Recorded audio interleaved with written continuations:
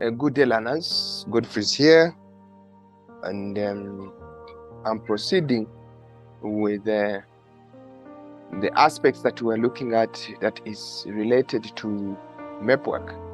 So under that line, I want us to proceed with what you're supposed to look at. And today I want us to start from a very simple aspect, which is basically talking about the grid reference.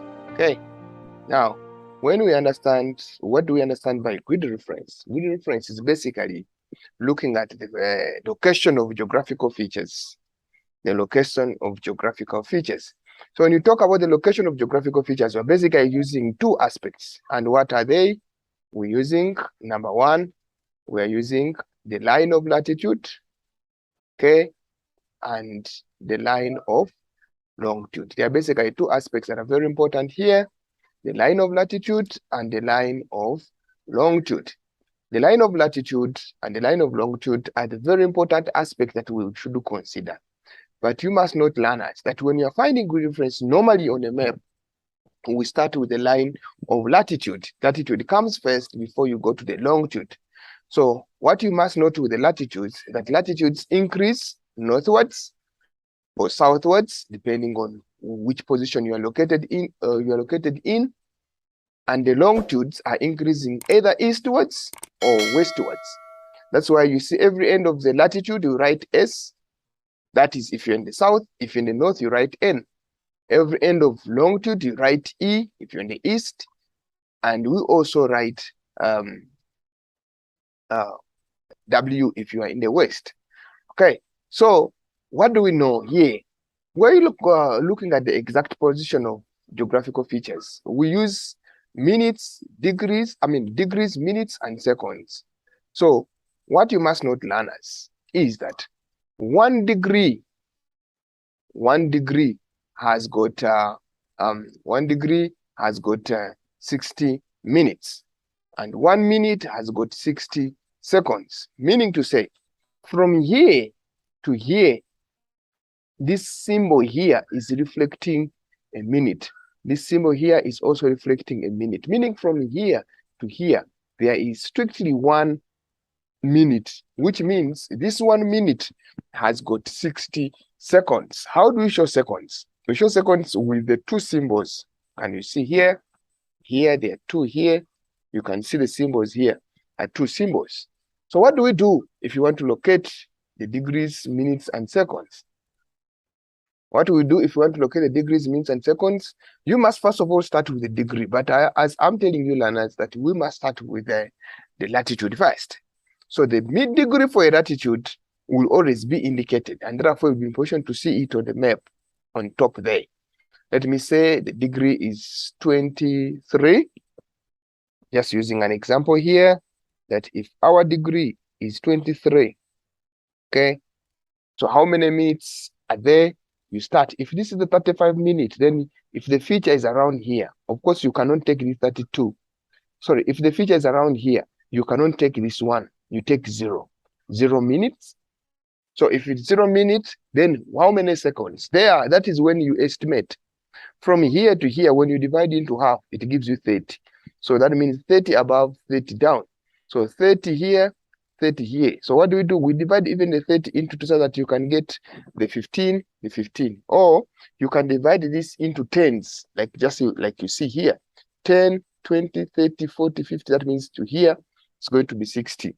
And therefore, if the feature is here, then you take the 20. So it's going to be 33 degrees, 30 minutes, 23, sorry.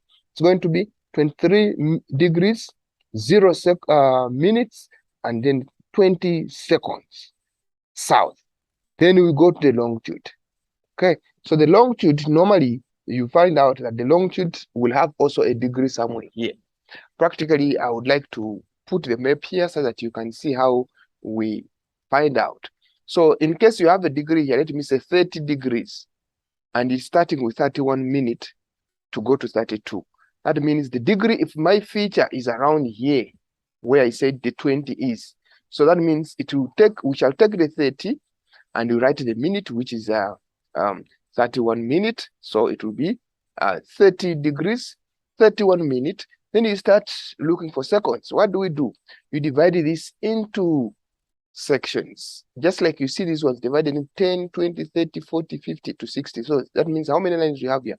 1, 2, 3, 4, 5, 6. The same way we shall divide here. 1, 2, 3, 4, 5, 6. I want you to look at this.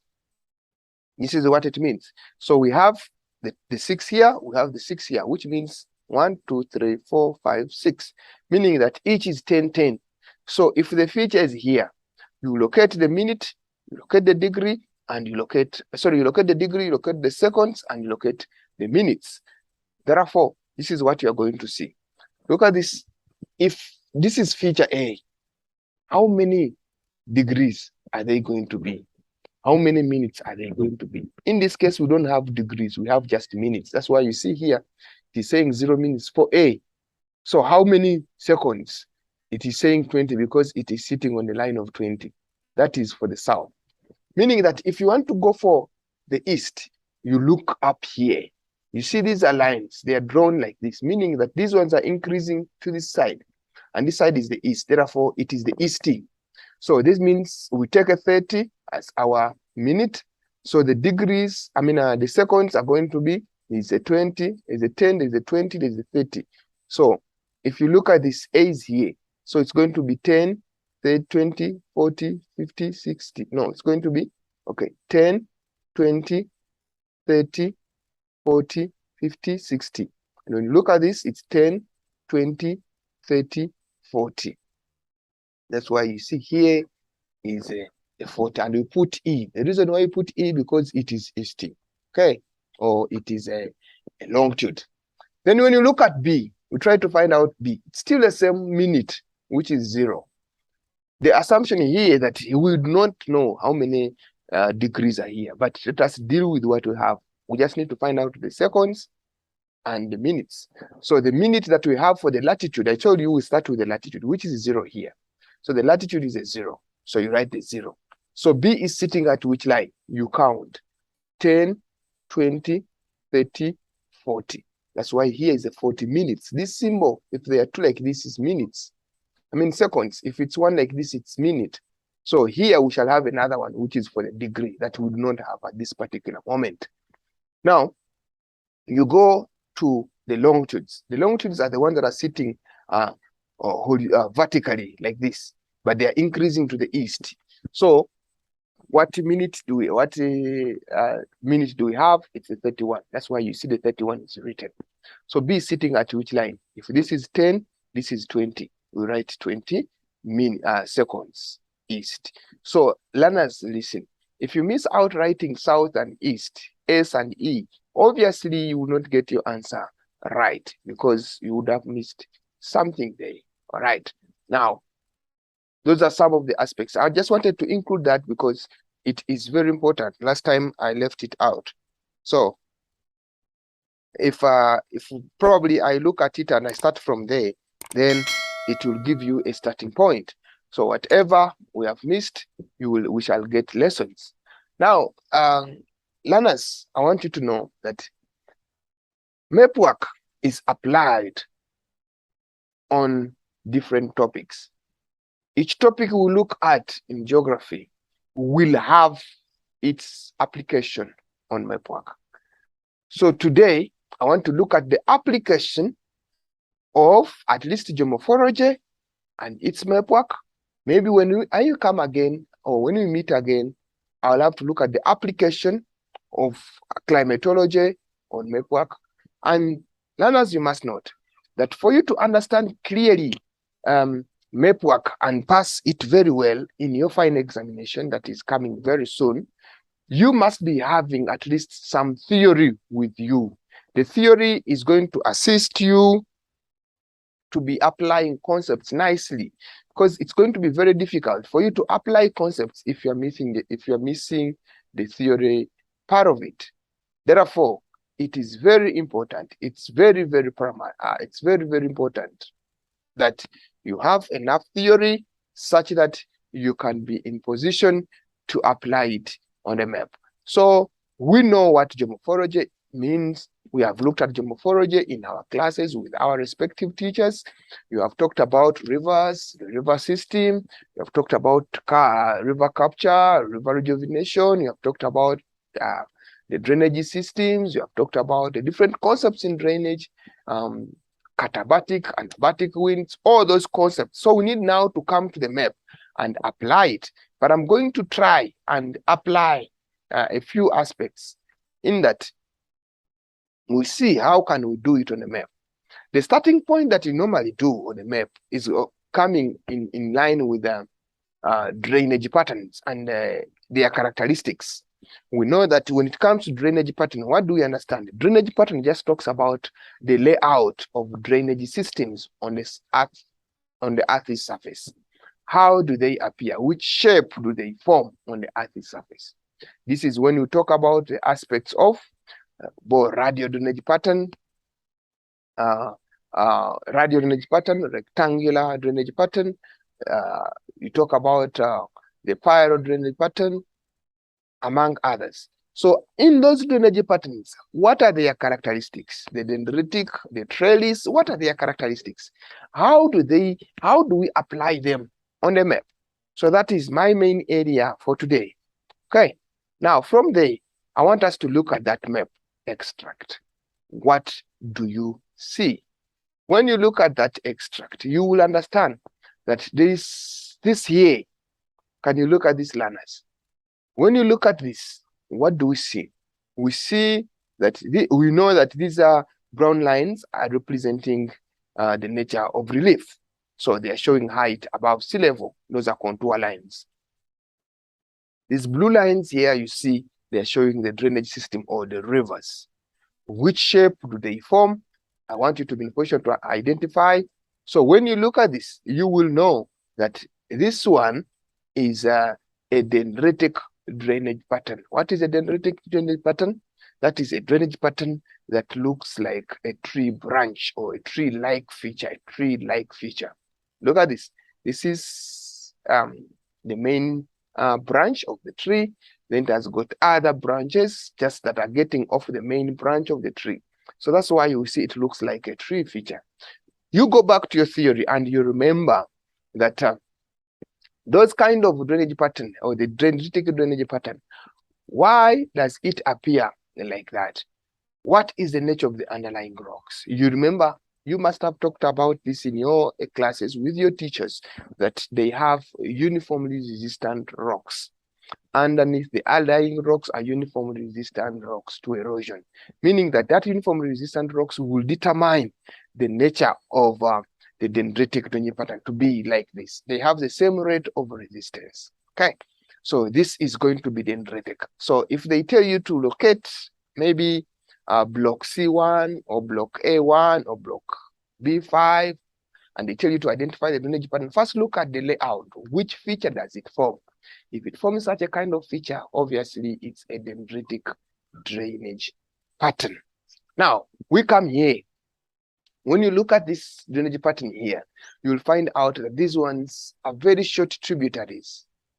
This is the nature of the land. This is the nature of the land. This here, we have very short tributaries that are joining at right angles. So when you look at those very short tributaries, what do we understand?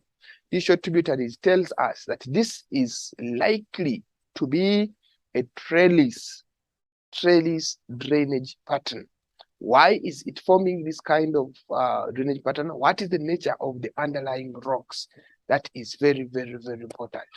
The nature of the underlying rocks should be that these rocks have this trellis. They will have very short tributaries because the rocks have got maybe joints. Okay. Now, if this is trellis, what will this one be?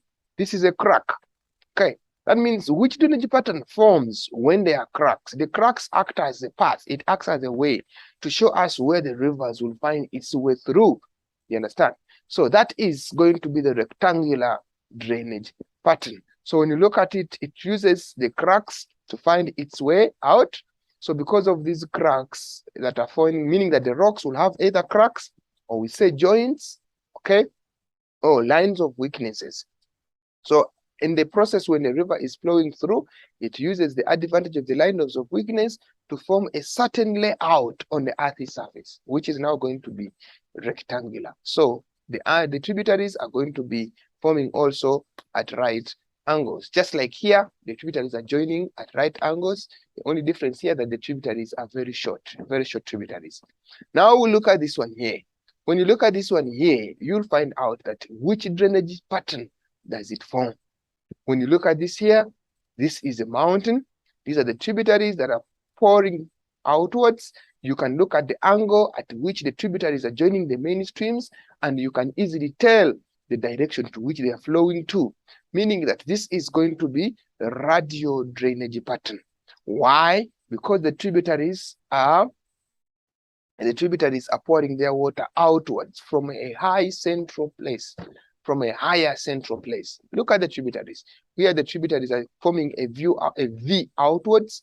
Look at this one, they are forming a V outwards. Look at this one, they are forming a V outwards. So this river is going into different direction, and therefore this forms what we call the radial drainage pattern. So guys, you can be in position to identify this on the map. These are free marks, learners. If you try to understand this, what determines the shape of this kind of drainage pattern is going to be basically the mountain nature or the dome-shaped nature of the relief. So the mountain determines the rivers to be flowing outwards. Okay, now that is the application of geomorphology. Remember, I told you that, for example, paper 1 is only going to have mapwork assessments on those two topics, which is geomorphology and climatology. If you look at those two mapwork assessments that we are going to have on geomorphology and climatology, please, learners, be in position to know how do we apply the drainage pattern. How do we know that if this is a permanent river, this is a seasonal river? How do we tell the direction of the river? How do we tell the underlying rocks? But this must be in line with the knowledge that you have in your theory that you have covered. All right. Now, still, is something that we need to apply on the map.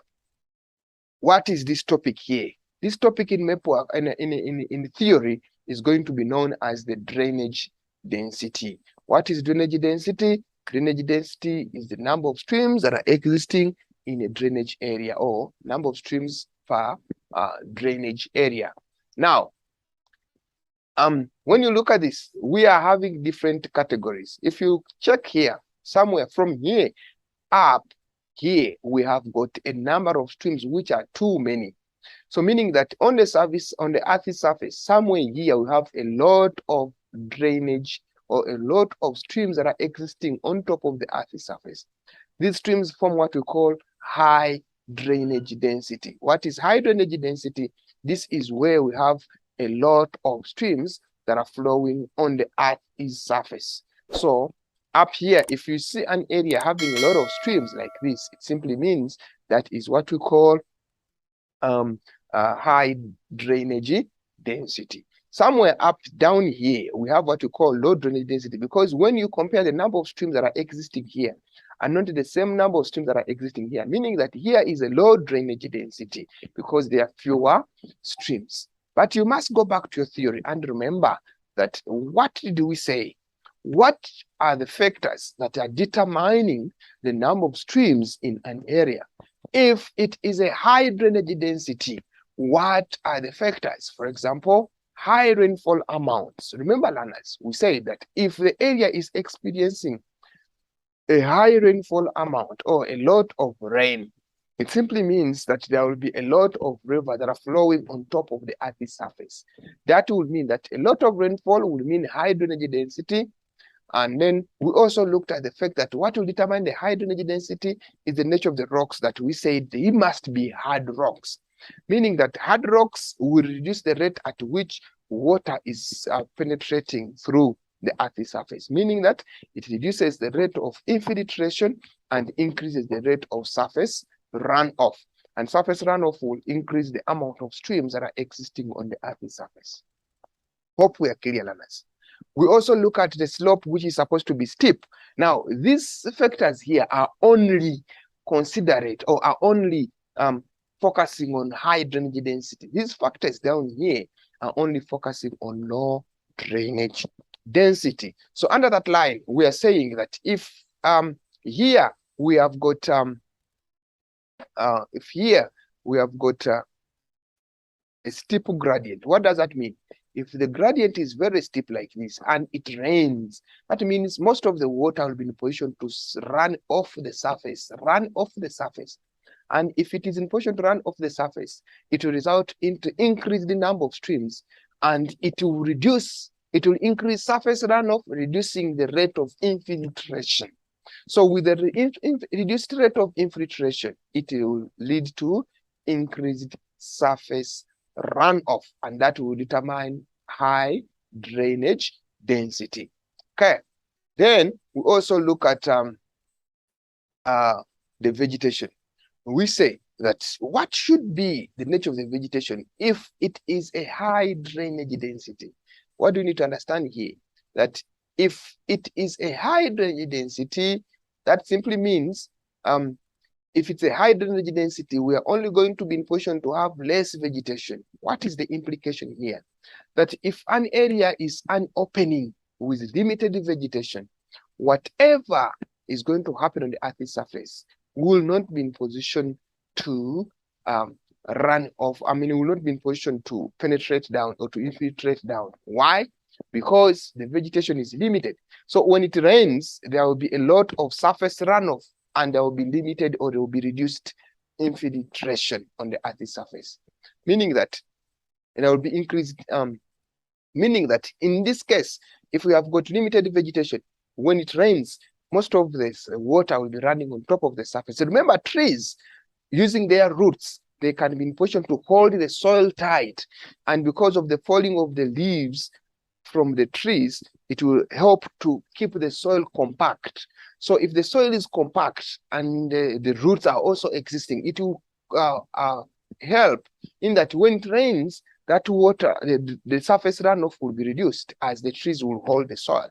Number two, that if the trees are a lot or the vegetation is a lot, the water will be in position to infiltrate down the soil. That means we shall have less surface runoff. Okay, I mean, we shall have water that is running, we shall have more infiltration than surface runoff. I hope it is very clear. I don't know. And then we have what we call less infiltration, but this is like what I'm explaining. If there is less infiltration, there will be more surface runoff, and more surface runoff will determine high drainage density. So in most cases, learners, you're going to be asked these questions. If a question comes and say, refer to block C1, and when you look at C1, you will see that there are a lot of streams. And the first question will be, let me just say, the first question might be that determine the nature or determine the drainage density. So we are using two. It's either high drainage density or low drainage density. It depends on which area you're identifying. If the streams are too many compared to maybe, here in most cases, they give two areas for comparison. Say, refer to block C1 and block B5 on the topographic map. And they say, which block has got a high drainage density, which block has got a low drainage density. So you look at the number of streams there in comparison to another one, and you see that if this area has got many, let me say B5 has got a lot of streams, then you will say it's a high drainage density. If C1 has got fewer streams, then you will say it is low drainage density. The next question it can be that why is it that why is the area identified above having that kind of drainage density? That means if you have identified it as a high drainage density, then you have to give reasons for why is it having a high drainage density. So these are some of the factors that you are going to apply. And that one will be maybe 2 times 2 or 2 marks for that particular area. Now you also look at this one, which is talking about the low drainage density, meaning that if a low drainage density means fewer streams. And in most cases, if the streams are few, it is because there is limited rainfall. The streams are going to be few because the soils are softer or the soils are porous, so that there is more infiltration than surface runoff. Then the slope might be gentle. If the slope is gentle, meaning that less surface runoff, more infiltration, lots of vegetation. Like I told you that lots of vegetation, it acts as the binding factor of the soil, more infiltration, and less surface runoff. So those are kind of the aspects that are going to be applicable under that line. So meaning that MAP work can also be applied on drainage density. Okay, hope it is clear, learners. We continue and look at another area. Okay, another area that I want us to look at is basically what we call Another area that I want us to look at is now what we call stream ordering. Stream ordering. Stream order meaning that we're looking at how the tributaries are existing in the drainage basin. And now we have, in this case, I think if you remember very well in your classes, or you must have looked at what we call the first stream order, which we call the independent stream, the second stream order, when 1 and 2 have joined. Like for example, 1 and 1, here we have 1, 1, it forms the first stream order. 1 plus 1, it forms the second stream order. 2 plus 2, it forms the third stream order. 3 plus 1 still 3, 3 plus 2 still 3, but 3 plus 3 still, that forms 4. Let us look at this. This is a river that is flowing from this other area, okay, because this is where we have the independent streams, to this other area. In other words, this is going to be the source up here or the confluence. The source or the catchment area. Okay. Now, when you look at this, here we have, actually, let me choose a different color here. When you look at this, this is 1 and 1. Yeah? This is 1 and 1. So independent stream with independent stream, what does it form? 2. Okay. But because this one is 1, this one remains 2. And because this one is 1, this one comes. So 1 plus 1 is what? Is 2. So this and this 1 and 1, it forms what? 2. Meaning that 2, if this is 2, okay, and this is 2. So 2 and 2, it forms what? 3. Can you see that, learners? So this is 1. So this one remains 3. This is 1. This one remains 3. But we come here. So there is this and this. So 1, okay, 1 and 1. Okay, hold on. Sorry for that. 1. So 1 and 1, it forms 2. This is still 1. This is still 1. So 1 plus 1, it also forms 2. This is 1. This is 1. It forms 2. So 2 and 2, it forms what? 3. So this is 1. It remains 1. Meaning that 3 and 3, it forms what? It forms 4. That's why you see here is 4. So this is stream ordering. In other words, you can be given a block or you can be given a section on a map, and there is those kind of streams, and they want you to determine the stream order. Let me say determine the stream order of this section here only. This one here, this river here. Determine the stream order of this river here. What do? You go and start looking for which ones are independent. So if this joins with this one, it is 1 and 1, that means it is 2. Then you check the nearby one. You check the nearby one. So this and this one, they are joining and they are independent, so they form 2. So 2 and 2, they form 3. You look at all the corners. You look at all the corners and determine which stream ordering is it. Okay. So please, learners, I don't want you to mix the mathematical concept with the geographical concept. I know some of you, when it comes to mathematics, 2 and 2, it can't form 3. Okay. So 1 and 3, it can't form 3. But in this case of stream ordering, that is how it is supposed to be looked at. Okay. So please don't get confused. All right. So that is the way it is supposed to be. So for now, because of road shading that I'm anticipating in the next 4 minutes, what I'm going to do, I'm going to first of all end here for now. Then I'll start from there next time. Okay. See you. Bye.